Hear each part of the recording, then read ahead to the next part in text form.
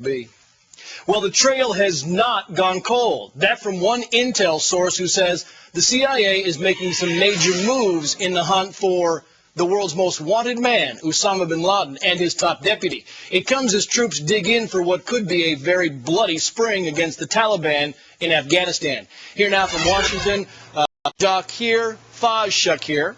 Sorry, he's a research director at the Center for American Progress. And Faiz, when they get information, intel like this, and they start ramping up the troops, it's got to be pretty good intelligence.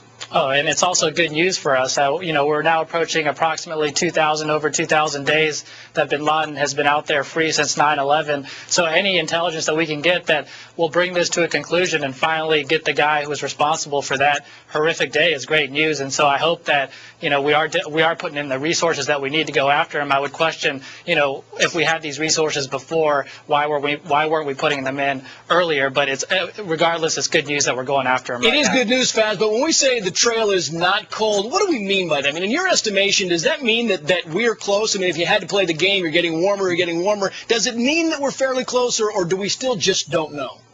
I would say we still don't know, because we've heard a lot of these reports over the years about we're getting closer, we have a trail on him. I assume that many of those come from our special forces on the ground who are working with local Pashtuns and Taliban forces, and so learning whatever they can, and whenever they get a beat on something, they follow it up. But I would caution healthy skepticism about this and hope for the best. Faz, talk to me about Pakistan. Do you think that Pakistan is doing enough against the Taliban?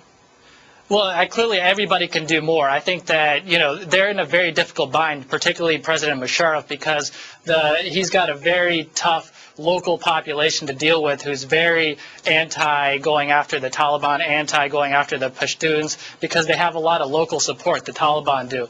So the more we push on General Musharraf, the more likely it is he might get toppled. You bring in a more militant leader to replace him who has his finger on the nuclear switch, and that's a bad deal for us. So I think we're also caught in a bind of not wanting to push too hard on him and making sure that we are kind of working the political alliance as closely as possible to get militant. You remember Pakistan was responsible for the capture of Khalid Sheikh Mohammed. So those are the types of things, when we work together, we can accomplish great Sure, things. There's that one feather, Faz, but I keep going back to the fact that, we kind of need to keep pushing harder, don't we? Because every time we push the Taliban out and we leave, that vacuum just kind of fills right back up again, doesn't it?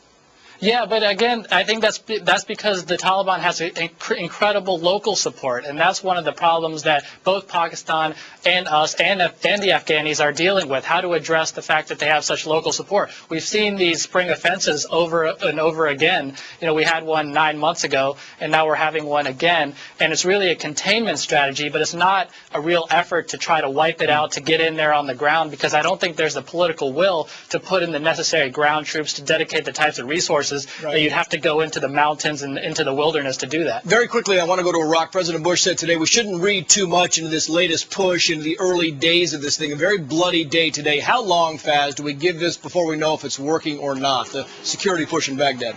I think what we're seeing is there's a different tempo in the violence. Instead of the daily attacks that we were seeing a few months ago, we've seen a little bit of a slight decline in that, so that's great news for our troops.